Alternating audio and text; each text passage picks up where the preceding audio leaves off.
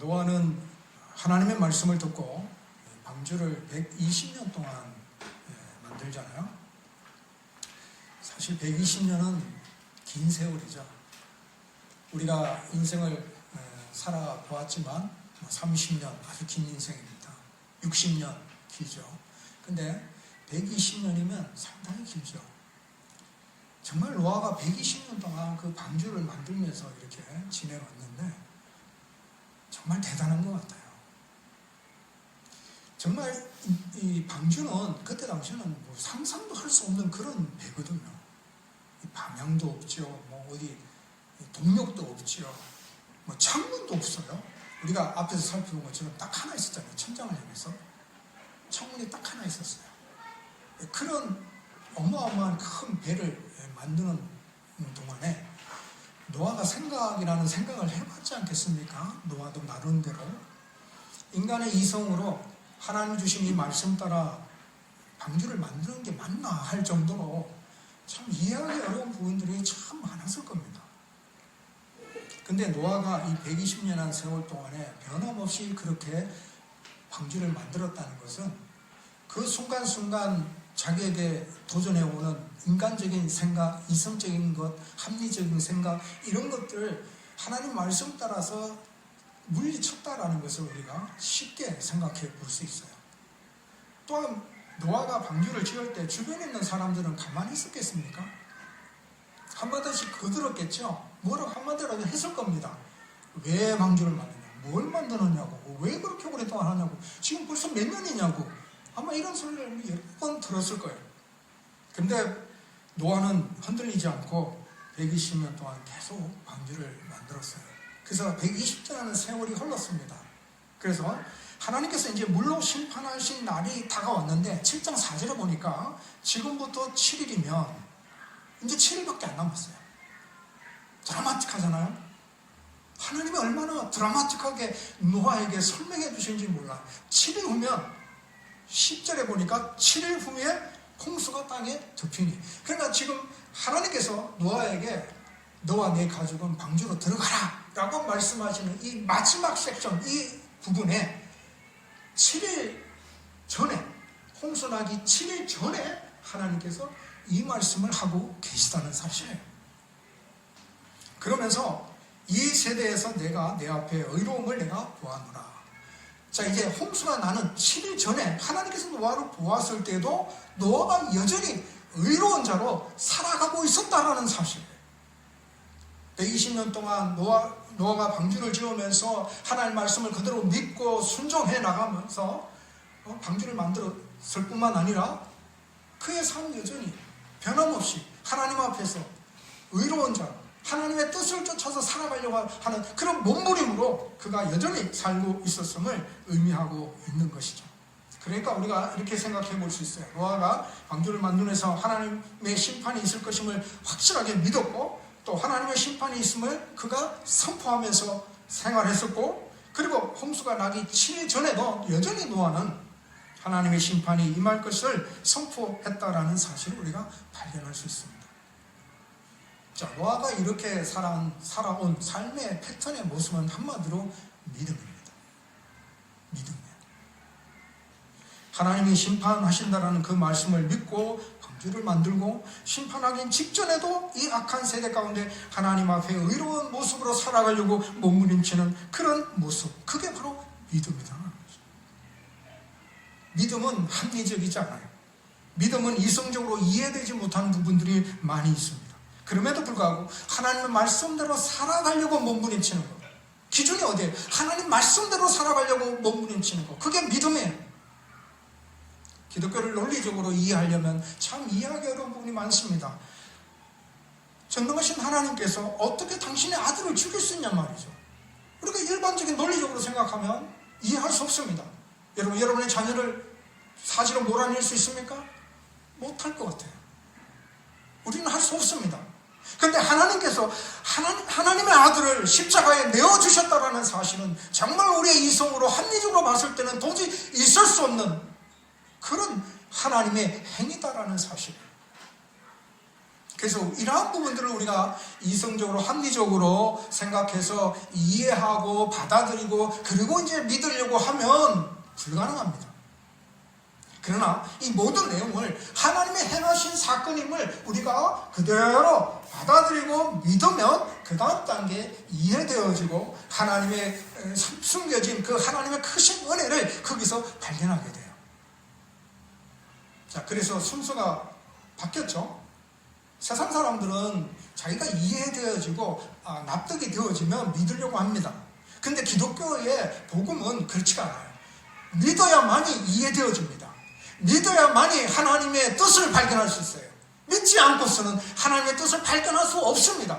그래서 이 믿음은 우리 인간의 힘으로 얻어지는 믿음이 아니고요.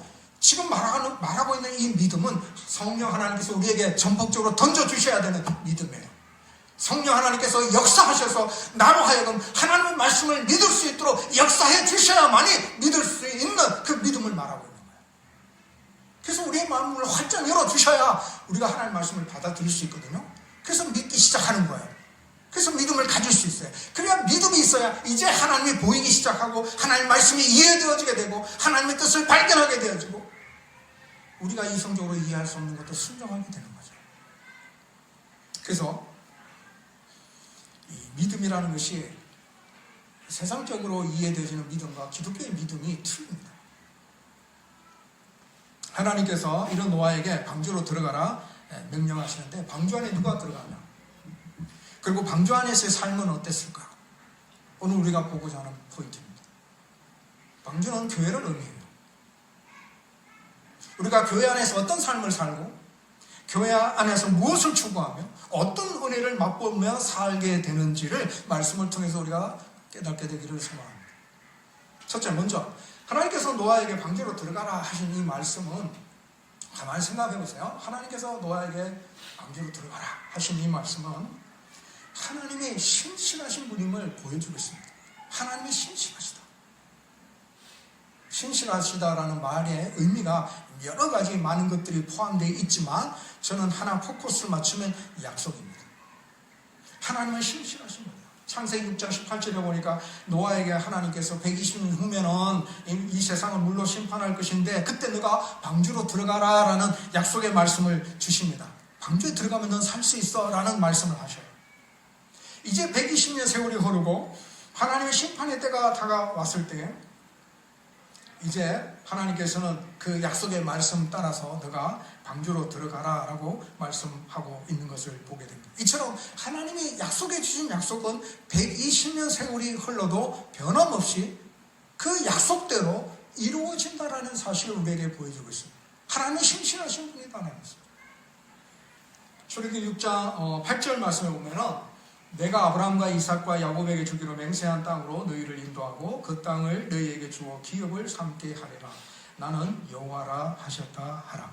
자, 이 말씀을 보면은 하나님께서 아브라함과 이삭과 야곱에게 주기로 맹세한 땅, 그 땅을 지금 이스라엘 백성들에게 기업으로 주시는 그 말씀을 하고 있는 거예요. 그래서 이스라엘 백성들이 이 가나안 땅을 가질 수 있게 되었다라는 사실을 알 수가 있어요. 그리고 이스라엘 백성들이 바벨론 포로로 생활을 하게 되잖아요. 그때도 하나님께서 약속의 말씀을 주시는데 예레미야 29장 10절에 보면 여호와께서 이와 같이 말씀하시느니라 바벨론에서 70년이 차면 내가 너희를 돌보고 나의 선한 말을 너희에게 성취하여 너희를 이곳으로 돌아오게 하리라. 하나님의 약속의 말씀대로 70년 후에는 이 이스라엘 백성들이 해방돼서 고국으로 돌아오게 됩니다.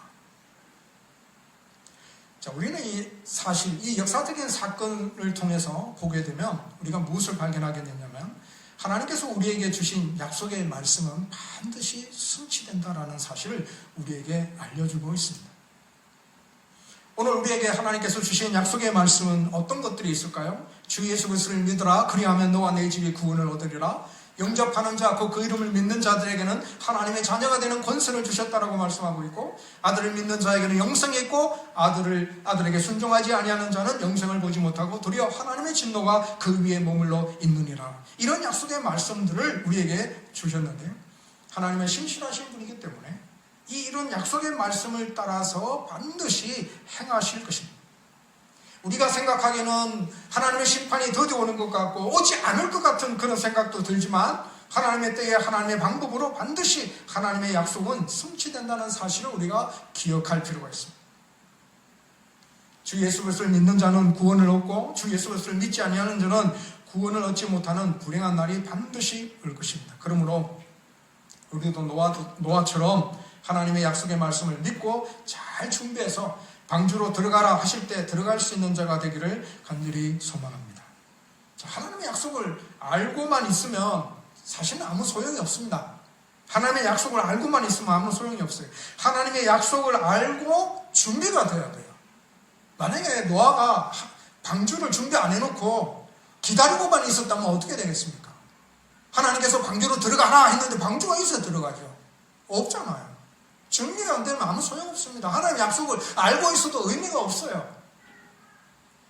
우리가 하나님의 약속을 알고 그 약속을 믿고 그 약속을 따라 준비해야 될 필요가 있습니다. 그래서 마태복음 25장에 그런 예화가 나오잖아요. 10처녀의 비유. 5처녀, 5처녀 이렇게 나누어져서 슬기로운 5처녀와 미련한 5처녀 이렇게 구분을 하는데 슬기로운 5처녀는 왜 슬기롭다라고 이야기했습니까? 그들의 외모입니까? 아니면 그들의 지식 수준입니까? 아니죠. 슬기로운 5처녀의 포인트는 그가 신랑 맞을 준비를 잘 했다는 겁니다. 슬기로운 5처녀도 말씀에 보면 그 사람들도 졸았어요. 잤어요. 신랑이 오지 않을 때 졸기도 하고 자기도 하고 그랬어요. 그러나 그들은 철저하게 기름과 등을 준비했다라는 거예요. 그러나 미련한 5처녀는 신랑이 늦게 오므로 졸기도 하고 또 기름을 넉넉하게 준비도 하지 못했어요. 그러자 신랑이 왔을 때 잔치에 참여하지 못하는 불행한 자들이 된 겁니다. 오늘 우리들의 삶이 슬기로운 5처녀처럼 하나님 앞에서 철저하게 준비하고 믿음으로 살아요. 하나님의 약속은 반드시 이루어지기 때문에 주님을 맞이할 준비를 갖추는 일은 결코 헛되지 않을 것입니다. 자, 두 번째, 방주 안에 누가 들어갔습니까?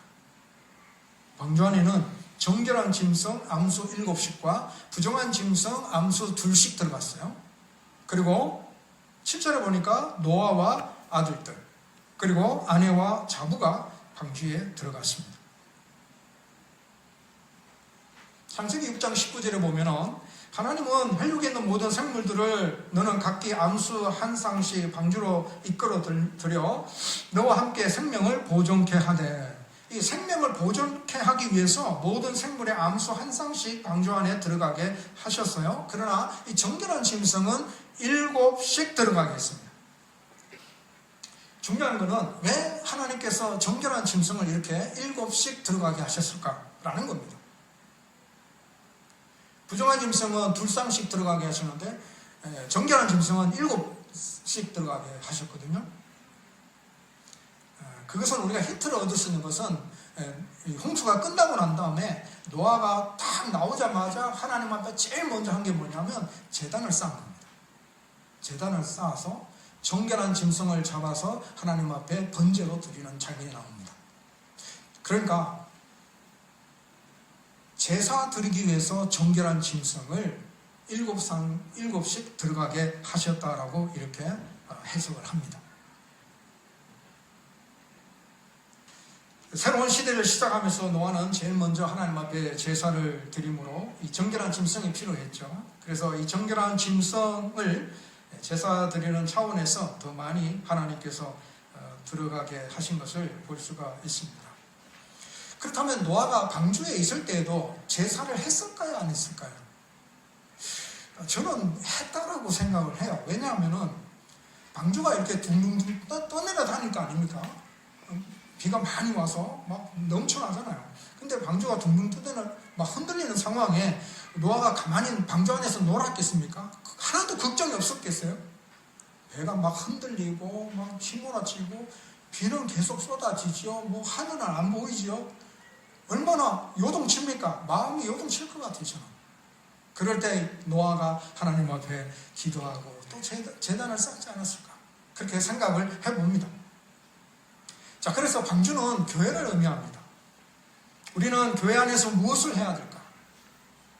노아가 방주 안에서 하나님 앞에 제사를 드렸는데 우리는 교회 안에서 무엇을 해야 될까? 교회를 다니면서 가장 중요하게 생각하고 지켜야 할 것이 뭘까요? 식사일까요? 물론 누군가는 식사를 아주 중요하게 생각을 합니다. 식사하냐 안 하냐, 교회 나오세요 하면 식사 줘요 안 줘요 이렇게 물어보기도 합니다. 또 친교가 중요하다라고 생각하는 분들도 있습니다. 놀이도 중요하다고 생각을 합니다. 그러나 이러한 것들도 중요하지만, 그러나 교회에서 가장 중요한 게 뭡니까? 여러분 다 아시죠? 마음에 이미 다 들리죠? 예배잖아요. 정말 중요한 건 예배입니다. 예배가 가장 중요합니다. 예배는 인간에게 주어진 하나님을 향한 가장 고상하고 거룩한 의무이죠. 예배를 단순하게 표현하자면 하나님을 바라보는 것이다라고 표현할 수 있어요. 우리가 기도하면서 하나님을 부르는 것도 하나님을 바라보는 것이죠. 우리가 찬양하는 것도 하나님을 바라보는 것이죠. 찬양의 모든 주제가 하나님입니다. 이렇게 하나님을 바라보게 되면 어떤 결과를 낳게 됩니까? 하나님을 닮아가게 됩니다. 하나님의 큰 뜻이 여기 있어요. 우리가 예배를 통해서 하나님을 닮아가는 자가 된다는 사실이에요. 놀랍지 않습니까? 우리가 예배를 통해서 하나님을 경배하게 되고 하나님을 찬양하게 되고, 또 하나님이 우리에게 들려주시는 하나님의 말씀을 통해서 우리가 그 말씀을 듣게 되고, 그러므로 말하면 우리의 내면과 우리의 바깥 모든 것들이 하나님을 닮아가는 그리스도인의 모습으로 성장하게 된다는 사실이에요. 이게 하나님의 계획이에요. 하나님의 뜻이에요. 우리에게 주신 예배의 의미가 바로 여기 있습니다. 너희들이 하나님을 닮아가라. 하나님을 바라보며 살아라. 하나님과 닮은 하나님의 백성이 되라고 하나님께서 우리에게 가장 중요한 예배를 허용하신 것을 볼 수 있어요. 예배가 우리가 거룩하게 하나님을 닮아가는 모습이 되지만, 또 한편으로 반대편을 보게 되면 악한 영향력에서 자신을 지키는 비결이 됩니다. 예배를 소홀히 하게 되면 우리는 세상을 닮아가게 되어 있어요. 자신이 언제 세상을 닮아가는지 가만히 한번 살펴보십시오. 삶에서 예배가 약해질 때, 예배를 소홀히 할 때 우리가 세상을 닮아가는 경향들이 뚜렷하게 드러나기 시작합니다. 말씀 묵상, 기도 같은 개인적인 예배이든 공적인 예배이든 우리가 예배를 사랑하고 지키고 열심히 살아간다면 그리스도 하나님을 닮아가는 모습으로 우리가 점점 거룩한 모습으로 나아가게 되지만, 이러한 부분들을 차츰차츰 커터시켜 나가게 되면 점점 세상의 것들이 우리에게 밀려오게 되고 우리가 세상을 닮아가게 되는 그런 모습들이 나타나게 된다는 사실이에요. 그래서 예배는 우리를 세속적인 흐름에서 우리를 지켜주게 되고 세상의 흐름에 떠내려가지 않도록 우리를 지켜주는 그런 역할을 하는 것이 바로 예배입니다. 그래서 여러분, 생명보다 더 중요한 게 정말 예배를 지키고자 하는 몸부림이 있어야 돼요. 쉽게 예배를 포기해버린다면 정말 나의 영혼을 쉽게 포기해버리는 것과 마찬가지입니다. 한 번 예배 드리는 이 예배가 얼마나 중요한지 아십니까? 오늘 이 예배가 마지막 예배라고 생각하고 여러분 날마다 주일마다 나와 하나님을 경배해 보십시오. 그러면 우리의 마음가짐이 달라지고 예배를 통해 하나님 주시는 은혜가 우리가 느끼는 것이 달라지게 됩니다. 하나님은 예배하는 자를 찾으신다고 했어요. 노아는 정결한 짐승을 잡아서 하나님 앞에 제사를 드렸습니다. 그러면 우리는 무엇으로 하나님 앞에 드려야 될까요? 무엇을 드려야 될까요? 로마서 12장 1절에 너희는 너희 몸을 하나님이 기뻐하시는 거룩한 산 제사로 드리라. 하나님이 바라시는 것은 뭐냐면 우리의 돈도 아니고 우리의 지식도 아니고 우리의 능력도 아니에요. 하나님이 우리에게 바라시는 바는 뭐냐면 우리의 몸을 거룩한 자로 드리기를 하나님이 원하신다는 사실. 나 자신이 거룩한 제물이 된 것처럼 거룩한 존재로 하나님 앞에 드려지는 것.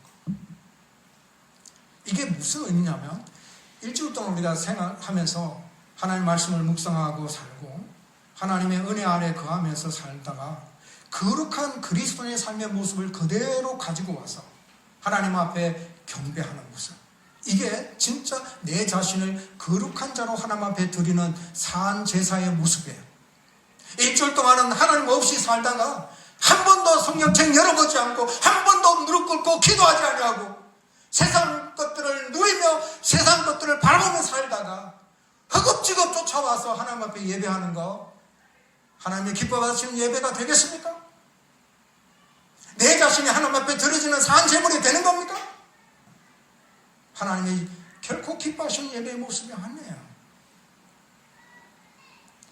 온갖 제약에 때묻은 모습을 가지고 오고 마귀에게 당해가지고 만신창이가 된 모습으로 하나님한테 틀려 걸어오는 모습, 물론 그런 모습이라도 하나님 앞에 나오는 자가 복된 자죠. 그러나 하나님이 바라시는 아름다운 백성의 모습은 정말 거룩한 성도의 모습을 가지고 한 주 동안 하나님의 말씀을 지키려고 몸부림치고 애쓰며 하나님 앞에 눈물 뿌리며 기도하면서 하나님 앞에 정결한 삶을 유지하기 위해서 노력하며 한 주간 보냈던 삶을 가지고 와서 하나님 앞에 자기 자신을 드러내는 것. 악한 마귀와의 대적 가운데 승리의 깃발을 휘날리면서 하나님이 함께하여 주신 그 은혜에 대해서 감사하며 찬양하는 모습으로 나오는 그런 성도의 모습. 하나님이 기뻐하시는 거룩한 산 제사의 모습이 아닐까요? 정결한 짐승이 제사를 위해 예비되었듯이 거룩한 삶을 통해 예배를 준비하는 일은 얼마나 중요한 일인지 모릅니다. 부정한 세상 속에 살지만 거룩을 지켜서 거룩한 제물로 하나님이 기뻐하시는 예배를 드릴 수 있기를 주님의 이름으로 권면합니다. 마지막 세 번째, 방주 안에는 하나님의 영광이 가득했어요. 이 말을 잘 이해할 수 있게 되기를 바랍니다. 방주 안에는 하나님의 영광이 가득했습니다. 방주 안의 짐승들이 며칠 만에 다 들어갔을까요? 수많은 짐승들이 아마 방주 안으로 들어갔을 것 같은데 노아가 어떻게 이 많은 짐승들을 다 방주 안으로 끌고 갔을까요? 2절에 보니까 내게로 데려오라 이런 말씀이 나오죠. 그래서 노아가 짐승을 데리고 와서 방주로 넣어야 될 것 같은 그런 의미인 것 같은데, 그러나 9절에 보니까 하나님이 노아에게 명령하신 대로 암수 둘씩 노아에게 나와 방주로 들어갔더니라는 말씀이 나와요. 그러니까 암수 둘씩 노아에게 나와 방주로 들어갔다라고 말씀하고 있어요. 그러니까 노아가 짐승을 일일이 불러가지고 방주에 집어넣은 것이 아니라 하나님께서 짐승들에게 은혜를 주시니 짐승들이 순식간에 짝을 만들어서 다 방주 안으로 들어왔다라는 의미예요. 그러므로 방주 안에는 하나님의 영광이 가득했다라는 것을 볼 수 있는데요. 이 하나님의 영광이 가득했다. 의미가 뭐냐면 하나님의 기적이 나타난 거예요. 하나님의 기적. 어떻게 짐승이 방주 안으로 다 들어왔겠습니까? 하나님의 기적이 아니고는 불가능하죠. 하나님의 기적이 나타난 거예요. 그래서 짐승들이 방주 안에 다 들어간 거 보면 호랑이 들어왔고 사자도 들어왔고 코끼리도 들어온 거 보면 야, 얘네들이 어떻게 들어와서? 하나님의 기적이죠. 그거 보면 하나님의 기적이 나타났다는 걸 볼 수 있잖아요. 그러니 하나님을 찬양할 수밖에 없겠죠? 하나님을 찬양할 수밖에 없네. 그러니까 하나님의 영광이 가득한 거예요. 또 하나님의 은혜가 있었어요. 방주 안에. 방주 안으로 들어온 짐승은 어떻게 됩니까? 살아남게 되죠. 방주 안에 들어온 짐승. 방주 밖에 있는 짐승은 어떻게 돼요? 다 죽게 되잖아요. 홍수 나가죠. 그러니까 방주 안에 들어온 짐승은 하나님의 은혜를 입게 된 거죠. 그러니까 하나님의 은혜가 나타났고 또 하나님의 다스림이 있었죠. 하나님의 섭리로 짐승이 순종하는 모습을 볼 수 있죠. 짐승들이 다 들어왔으니까 하나님의 능력이 나타납니다. 그래서 이 방주 안에는 하나님의 영광이 가득했다. 방주 안에 일어난 모든 짐승들의 모습들을 보게 되니까 야, 하나님의 영광이 나타나. 하나님의 영광이 나타나. 하나님의 영광이 보여요. 하나님이 베푸신 은혜가 나타나고 하나님이 나타내신 기적이 나타나고 하나님의 능력이 보이고 하나님의 다스림이 보여요. 방주는 교회예요. 교회는 사도행전 20장 28절에 보니까 하나님이 자기 피로 사신 교회라는 의미를 말씀하고 있죠. 예수님의 거룩한 보혈의 피로 세운 것이 바로 교회입니다. 그래서 하나님은 교회를 사랑하십니다. 하나님은 교회를 지키십니다. 그래서 교회를 통해서 하나님은 하나님의 은혜를 베풀어 주세요. 그래서 성도는 교회에 와서 영적인 양식과 은혜를 누리게 됩니다. 따라서 교회는 하나님의 영광이 임재하는 곳이고 하나님의 은혜가 임하는 곳이고 그러므로 교회 안에 하나님의 은혜를 누릴 수가 있는 거예요. 그렇다면 하나님의 은혜를 받으려면 어떻게 해야 돼요? 비가 올 때 비를 맞으려면 어떻게 해야 돼요? 받치고 있던 우산을 치워야죠. 그래야 비를 맞을 수 있죠. 또 비를 피해서 숨었던 장소에서 나와야죠. 그래야 비를 맞을 수 있죠. 자, 우리가 하나님의 은혜를 받으려면 하나님의 은혜가 임하는 교회로 나와야 돼요. 그래야 하나님의 은혜를 받을 수가 있어요. 나 혼자 뭐 성경 읽고 나 혼자 기도하면 되지, 나 혼자 예배하면 되지, 뭐 굳이 교인들이 모인 그곳에 쑥덕쑥덕하는 그곳에 내가 꼭 나가야 되냐라고 이야기하는데 아니에요. 그런 잘못된 부분들도 있지만 그러나 더 큰 놀라운 하나님의 은혜는 교회 안에 있어요. 하나님의 은혜가 임하는 곳이기 때문에 교회에 나와야 하나님의 은혜를 받을 수가 있고요. 또 하나님의 은혜가 임할 때에 거부하지 말아야 돼요. 아멘으로 하나님의 말씀을 받아들이는 자세, 하나님의 말씀을 순종하는 자세, 순수하게 하나님 주신 말씀대로 그대로 받아들이는 거예요. 아멘. 아멘. 말씀을 읽겠습니다. 하나님은 노아에게 방주로 들어가라 명령하시고, 이 약속은 120년 전에 하신 약속이었거든요. 이제 7일 앞을 놔두고 하나님께서 노아에게 방주로 들어가라 하신 말씀을 볼 수 있는데, 하나님이 참 신실하신 분이구나. 변함이 없으신 분이구나. 한번 약속하신 것은 반드시 지키시는 분이구나 라는 것을 발견하게 됩니다. 오늘 우리에게도 하나님께서 약속의 말씀을 주셨어요. 주 예수 그리스도를 믿으라 라고 말씀을 해주셨어요. 아들을 믿는 자에게는 영생이 있다라고 말씀을 해주셨어요. 그러므로 우리가 그 말씀을 믿고 또 순종해 나아감으로 해서 하나님이 구원하실 때에 우리 모두가 구원받는 자가 되기를 간절히 소망합니다. 방주 안에는 정결한 짐승 7씩 들어갔는데 거룩한 제사의 제물로 쓰임받기 위해서 들어갔죠. 오늘 우리는 내 삶을 하나님 앞에 드리는, 거룩한 삶을 하나님 앞에 드리는 산 제물의 이 예배를 우리가 잘 드릴 수 있는 자가 되기를 소망합니다. 방주 안에는 하나님의 영광이 가득했어요. 하나님의 놀라운 기적과 하나님의 놀라운 은혜가 넘쳐나는 것을 볼 수 있어요. 그러므로 교회 안에는 하나님의 은혜가 임하는 곳이기 때문에 우리가 그 하나님의 은혜를 받아들이기 위해서 교회에 나와야 돼요. 또 하나님의 은혜가 주어진 그 말씀에 우리가 아멘으로 순종할 때에 하나님의 은혜를 누릴 수 있는 자임을 우리가 깨닫고, 날마다 하나님의 은혜를 방해하는 여러 요소들을 다 믿음으로 잘 극복해서 하나님의 영광의 자리에 동참하는 삶이 되시기를 주의 이름으로 축복합니다.